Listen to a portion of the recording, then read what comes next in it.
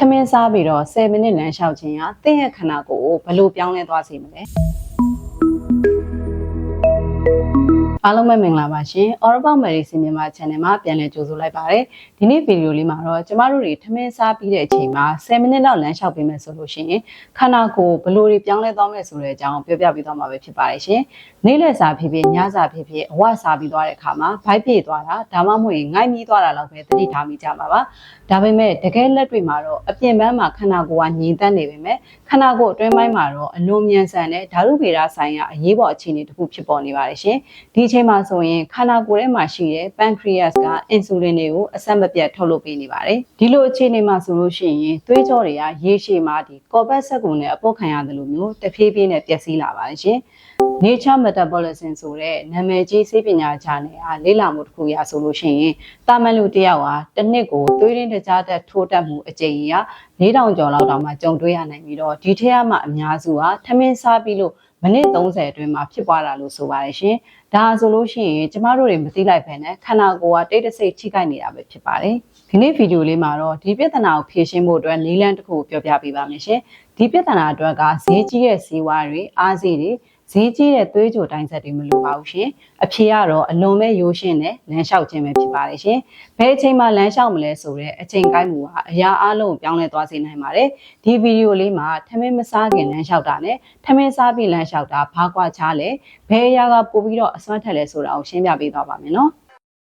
်ကဲအရင်ဆုံးပြဿနာရဲ့ဆင်းမြစ်ကိုကြည့်အောင်နော်ကျမတို့တွေကအစားအစာတွေအထူးသဖြင့်ဂဇီတက်ပါတဲ့အစားအစာတွေကိုစားလိုက်တဲ့အခါမှာ15မိနစ်ကနေပြီးတော့မိနစ်30အတွင်းမှာတကြားတက်တွေကသွေးကြောတွေကိုအလုံးရင်းနဲ့ဝင်ရောက်လာပါတယ်ကျမတို့တွေရဲ့ခန္ဓာကိုယ်ရဲ့သွေးကြောစနစ်ကို6လမ်းသွားကားလမ်းမကြီးတစ်ခုလုံးမြင်ကြည့်လိုက်ရအောင်နော်ပုံမှန်ဆိုလို့ရှိရင်ကားတွေရှင်းနေပေမဲ့ထမင်းစားပြီးတဲ့အချိန်မှာတော့ရုံးစင်းချိန်မှာကားပိတ်တယ်လို့မျိုးပေါ့နော်ဒီကြိတ်ကြိတ်တို့ဖြစ်သွားနိုင်ပါတယ်ရှင်ဒီချိန်မှာဆိုလို့ရှိရင်အဆိုင်ရဲ့အနောက်ဘက်က pancreas ကဆိုလို့ရှိရင်ဒီအခြေအနေကိုသိလိုက်တာနဲ့အင်ဆူလင်ကိုချက်ချင်းထုတ်ပေးပါတယ်အင်ဆူလင်ဆိုတာဘာနဲ့တူလဲဆိုတော့ရင်ထဲရဲနဲ့တူပါတယ်ရှင်သူကကြတော့တကြားတက်တွေကိုကားလမ်းမပေါ်ကနေဖယ်ရှားပြီးတော့ cells တွေအသေးပြီးရင်အဆီ cells တွေနဲ့အဓိကအပြင်ကြွက်သားတွေစီကိုဝင်ဝင်ပြုတ်ဖို့အတွက်လမ်းကြောင်းပေးရပါတယ်ဒါပေမဲ့စားအုပ်တွေတဲ့တောင်မှတိတ်ပြီးတော့မတွေ့ရတဲ့အချက်တစ်ခုရှိပါတယ်ရှင်သွေးစင်းတခြားတက်တွေအလွန်မင်းထိုးသက်သွားတဲ့အခါမှာအဲ့ဒီ glucose molecule တွေကဒီဖန်ခွဲစလေးတွေလိုပဲသွေးကြောတွေအတွင်းနဲ့ရုံချစ်မိပြီးတော့ပျက်စီးစေပါလေ2023ခုနှစ်ထုတ်ဂျာနယ်တစ်စောင်အရစီးကျိုယောဂမရှိတဲ့သူတွေမှာတော့မှထမင်းစားပြီးတိုင်းမှာတခြားတက်ခဏခဏထိုးတက်တာဟာ10နှစ်တာကာလအတွင်းမှာနှလုံးနဲ့သွေးကြောဆိုင်ရာယောဂဖြစ်နိုင်ခြေကို34%အထိမြင့်တက်စေနိုင်တယ်လို့တွေ့ရပါတယ်ဒါဆိုလို့ရှိရင်စီးကျိုသမားတွေမှာဂရုစိုက်ရမယ့်ကိစ္စမဟုတ်ပါဘူးเนาะထမင်းကိုစားသုံးနေတဲ့သူတိုင်းဂရုစိုက်ရမယ့်ကိစ္စပဲဖြစ်ပါတယ်အဆိုးဆုံးကတော့ကျမတို့တွေတော်တော်များများထမင်းစားပြီးတာနဲ့လှုပ်ရှားမှုမရှိဘဲနဲ့ထိုင်တတ်ကြတာမျိုးတွေလုပ်တတ်ကြပါတယ်ရှင်ဒါဆိုရင် pancreas ကိုအလုပ်ပို့စေပါတယ်เนาะဒီနေရာမှာစိတ်ဝင်စားစရာအကောင်းဆုံးပိုင်းကိုရောက်လာပြီပဲဖြစ်ပါတယ်။ကျမတို့ရဲ့ကြွက်သားတွေကအလေးမဖို့ဒါမှမဟုတ်ရင်လှပဖို့တသက်ပဲမဟုတ်ပါဘူးရှင်။သူတို့ကဆိုလို့ရှိရင်ခန္ဓာကိုယ်တစ်ခုလုံးမှာတကြားတက်တွေကိုအများဆုံးစုပ်ယူဖယ်ရှားပေးတဲ့အစိတ်ပိုင်းကြီးပဲဖြစ်ပါတယ်။လူတွေသတိမထားမိတဲ့လျှို့ဝှက်လက်နက်တကူကြွက်သားတွေထဲမှာရှိပါတယ်ရှင်။ဒါကိုတော့ GLUT4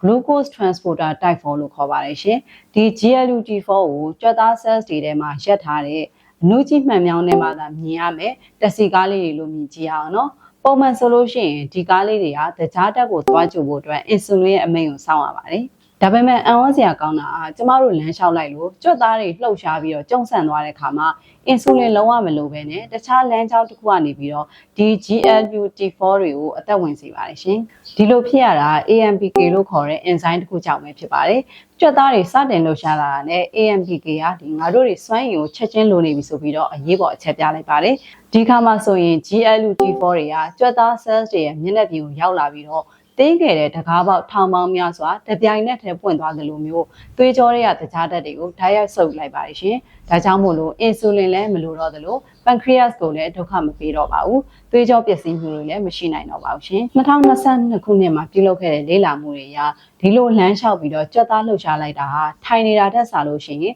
တကြားတက်ထိုးတက်မှု50%လို့ရှော့ချပေးနိုင်တယ်လို့ဆိုပါတယ်။ဖြည်းဖြည်းမှန်မှန်နဲ့လမ်းလေး10မိနစ်လောက်ရှောက်လိုက်ရုံပါပဲရှင်။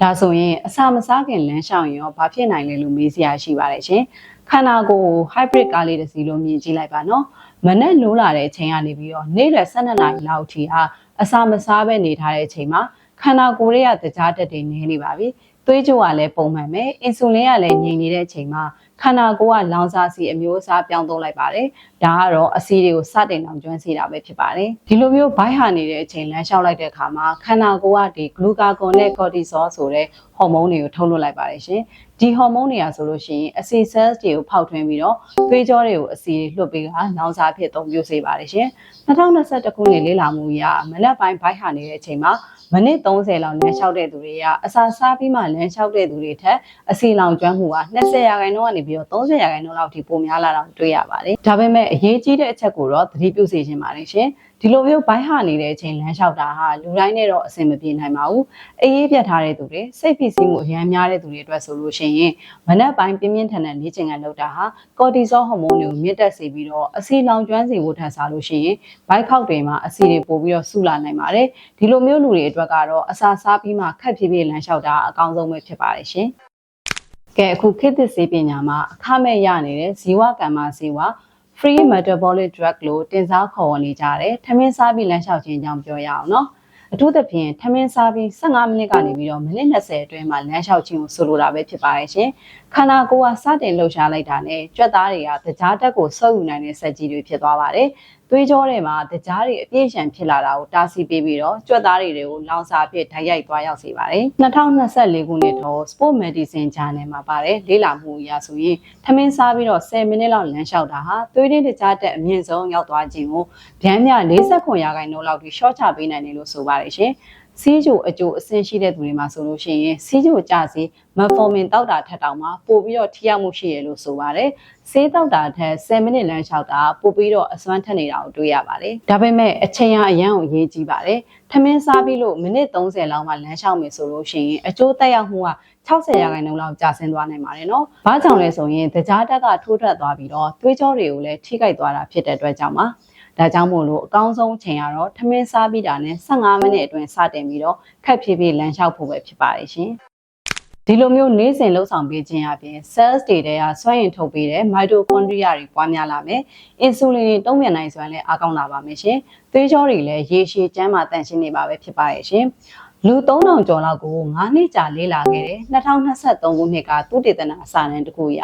ထမင်းစားပြီးတိုင်းမှာ10မိနစ်လောက်လမ်းလျှောက်တဲ့သူတွေကအမျိုးအစားနှစ်စီးချိုဖြစ်နိုင်ခြင်း28%လောက်ရောကြပြီးတော့နှလုံးသွေးကြောယောဂတွေဖြစ်နိုင်ခြင်းဟာ22%လောက်ထိရောကြသွားတာကိုအံ့ဩဖွယ်တွေ့ရှိရပါတယ်ရှင်။ဒီကုန်းကျုံအနေနဲ့ပြောရမယ်ဆိုလို့ရှိရင်တော့အစီကျခြင်းနဲ့ဆိုရင်မနက်ပိုင်းဘိုက်ဟာနေတဲ့အချိန်မှာခက်ဖြည်းဖြည်းလမ်းလျှောက်တင်ပါတယ်။သွေးကြုံမတန့်အောင်ထိန်းခြင်းနဲ့ရေရှည်ကျန်းမာခြင်းနဲ့ဆိုလို့ရှိရင်တော့ထမင်းစားပြီး15မိနစ်အတွင်းမှာအနည်းဆုံး10မိနစ်လောက်လမ်းလျှောက်ပေးသင့်ပါတယ်ရှင်။တကယ်လို့ပေါ့နော်တစ်ခုပဲရွေးချယ်နိုင်ပြီဆိုလို့ရှိရင်တော့ထမင်းစားပြီးလမ်းလျှောက်တာကိုပဲရွေးချယ်စေချင်ပါတယ်ရှင်။ဒါဆိုလို့ရှိရင်ကဘာပေါ်မှာငွေကုန်ကြေးကျမရှိဘဲနဲ့ပစ္စည်းကရိယာဘာမှမလိုဘဲနဲ့အထက်ရောက်ဆုံးသောကျန်းမာရေးအလေးကျင့်ကောင်းတစ်ခုပဲဖြစ်ပါတယ်ရှင်။ဒါကြောင့်ဒီနေ့ညစာစားပြီးသွားလို့ရှိရင်10မိနစ်လောက်အပြင်ထွက်ပြီးတော့လမ်းလျှောက်ကြည့်လိုက်ပါနော်။ဒီလိုလုပ်ပေးတာဆိုလို့ရှိရင်တင့်ခန္ဓာကိုယ်မှာရှိနေတဲ့ cells တွေအားလုံးကိုငါကျန်းမာခြင်းကိုရွေးချယ်တယ်။အသက်ရှည်ရှည်နေနိုင်မှုရွေးချယ်တယ်လို့သတင်းစကားပါလိုက်တာပဲဖြစ်ပါတယ်ရှင်။ဗီဒီယိုလေးကိုအဆုံးထိကြည့်ပေးတဲ့အတွက်အားလုံးကိုကျေးဇူးတင်ပါတယ်ရှင်။ကျမတို့ရဲ့ channel လေးကဒီလိုမျိုးကျန်းမာရေးဗဟုသုတရစရာဗီဒီယိုကောင်းလေးတွေကို